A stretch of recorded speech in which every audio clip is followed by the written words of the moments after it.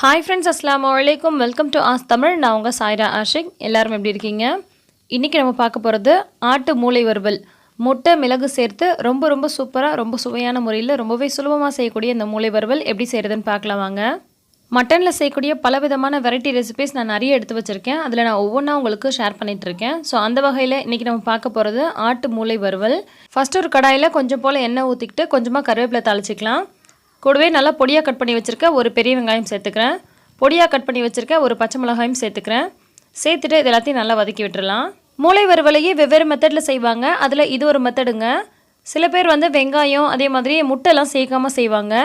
சில பேர் முட்டை சேர்த்து செய்வாங்க. முட்டை சேர்க்காமல் செய்கிறது சில பேருக்கு பிடிக்காது. அது ஒரு மாதிரி கவிச்சு வாடை அடிக்கிற மாதிரி இருக்கும். ஆனால் இந்த மாதிரி வெங்காயம் முட்டை சேர்த்து செய்யும் போது எல்லாருக்குமே ரொம்ப பிடிக்கும். டேஸ்ட் ரொம்பவே சூப்பராக இருக்கும். இப்போ வெங்காயம் பச்சை மிளகாய் ஓரளவுக்கு வதங்கிடுச்சு. இது கூட ஒரே ஒரு ஆட்டோட மூளையை சேர்த்துருக்கோம். கூடவே 1 அல்லது 2 முட்டை சேர்த்துக்கலாம். ஒரு ஆட்டு மூளைக்கு ஒரு முட்டை போதுமான அளவாக இருக்கும். நான் 2 முட்டை சேர்த்துக்கிறேன். முட்டையை மட்டும் ஸ்கிப் பண்ணிவிட்டு இதே மெத்தடில் செய்யலாம். அதுவும் சூப்பராக தான் இருக்கும். ஸோ விருப்பப்பட்டால் நீங்கள் அப்படியும் செஞ்சுக்கலாம். இப்போது தேவையான அளவுக்கு உப்பு சேர்த்துடலாம். இதில் நம்ம மிளகுத்தூள் பயன்படுத்தி தான் செய்ய போகிறோம். கொஞ்சம் கூட மிளகாய்த்தூள் சேர்க்க போகிறது கிடையாது. ஏன்னா இதுக்கு மிளகாய்த்தூளோட டேஸ்ட் அவ்வளோ நல்லா இருக்காது. மிளகுத்தூளோட டேஸ்ட் ரொம்பவே சூப்பராக இருக்கும். ஸோ 1 டீஸ்பூன் அல்லது 1.5 டீஸ்பூன் அளவுக்கு மிளகுத்தூள் சேர்த்துக்கலாம். இப்போ நான் 1 டீஸ்பூன் அளவுக்கு மிளகுத்தூள் சேர்த்துட்டு இது எல்லாத்தையும் நல்லா மிக்ஸ் பண்ணி விட்டுறேன். இறக்குறதுக்கு முன்னாடி மீண்டும் ஒரு 1/2 டீஸ்பூன் அளவுக்கு மிளகுத்தூள் சேர்த்துக்கலாம். அது நல்ல வாசனையாக சூப்பராக இருக்கும். முட்டையும் சரி மூளையும் சரி ரொம்ப சீக்கிரமாக வெந்துருங்க. ஸோ இது குக் பண்ணுறதுக்கு ஒரு 5 நிமிஷம் தான் தேவைப்படும். ரொம்ப டைம் எடுக்காது. நம்ம முட்டையை எப்படி கொத்தி விட்டு கிளறுவோமோ அதே மாதிரியே மூளையும் இந்த மாதிரி லைட்டாக கொத்தி விட்டுட்டு கிளறுங்க. அப்போ ஈஸியாக உடஞ்சிட்டு நல்லா வெந்து வந்துடும். பொதுவாகவே ஆட்டுக்கறி உடம்புக்கு ரொம்ப நல்லதுங்க. குளிர்ச்சி தரக்கூடியது.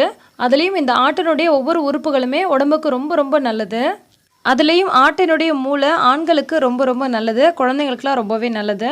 ஸோ கண்டிப்பாக உங்கள் வீட்டில் உள்ளவங்களுக்கு இந்த மாதிரி செஞ்சு கொடுங்க. இப்போ மீண்டும் ஒரு 1/2 டீஸ்பூன் அளவுக்கு மிளகுத்தூள் சேர்த்து இது நல்லா கிளறி விட்டு இது கொஞ்சம் நல்லா ட்ரை ஆனதும் இதை நம்ம இறக்கிடலாம். இப்போ அந்த குழகுழப்பு தன்மையெல்லாம் போயிட்டு நல்லா ட்ரை ஆகி வருது பாருங்கள். முட்டை வேகிறதுக்கு எந்த அளவுக்கு டைம் எடுக்குமோ அதை விட 1-2 நிமிஷம் கூட எடுக்கும். அவ்வளோதாங்க. மூளை வறுவலில் இன்னொரு மெத்தட்லேயும் செய்யலாம். அதுவும் ரொம்ப சூப்பராக இருக்கும். ஆனால் நம்ம அதில் மிளகாய்த்தூள் பயன்படுத்தி செஞ்சுருக்கோம். அந்த வீடியோ நான் போட்டிருக்கேன். அதோட வீடியோவோட லிங்க்கை நான் டிஸ்கிரிப்ஷன் பாக்ஸில் கொடுக்குறேன். தேவைப்படுறவங்க போய் பார்த்துக்கோங்க.